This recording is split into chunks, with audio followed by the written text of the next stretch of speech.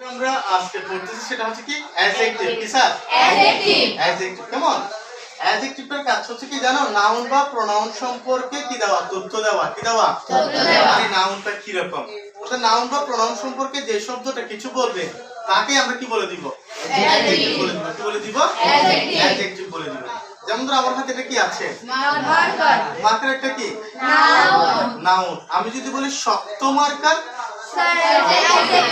এখন কোনটা অ্যাডজেক্টিভ হয়ে গেল?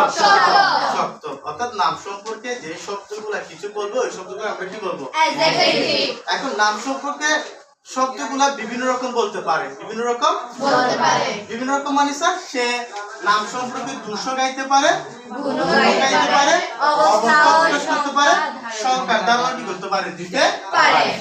বুঝা গেছে স্যার?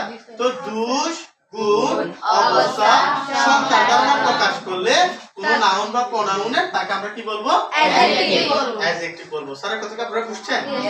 আচ্ছা, তো অ্যাডজেক্টিভকে বিভিন্ন প্রকার ভাগ করা যায়। বিভিন্ন প্রকার কি করা যায়? ভাগ করা যায়। তার এক নাম্বারটা হচ্ছে অ্যাডজেক্টিভ অফ কোয়ালিটি। কি স্যার? Adjective of quality. কেমন? অ্যাডজেক্টিভ অফ কোয়ালিটি জিনিসটা কি? কাকে বলে? কেমন? অর্থাৎ যে শব্দগুলো অ্যাডজেক্টিভের মধ্যে যে শব্দগুলো দোষ গাইবে, গুণ গাইবে অথবা অবস্থা প্রকাশ করবে আমরা ওই শব্দগুলোকে বলবো adjective of quality. Adjective of কি? কোয়ালিটি। কেমন? দেখো আমি এখানে তিনটে কি লিখেছি, উদাহরণ লিখেছি। কেমন? একটা উদাহরণ হচ্ছে Rana is a rich man.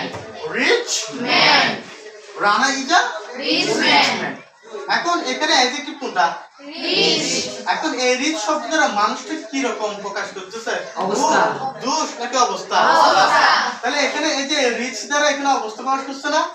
তাহলে আমরা এটাকে কোন অ্যাডজেক্টিভ বলবো? Adjective of quality. নিচেরটা দেখো, বাংলাদেশ কি দেশ? Bangladesh. Bangladesh is a beautiful country. তাহলে বাংলাদেশটা কি রকম দেশ?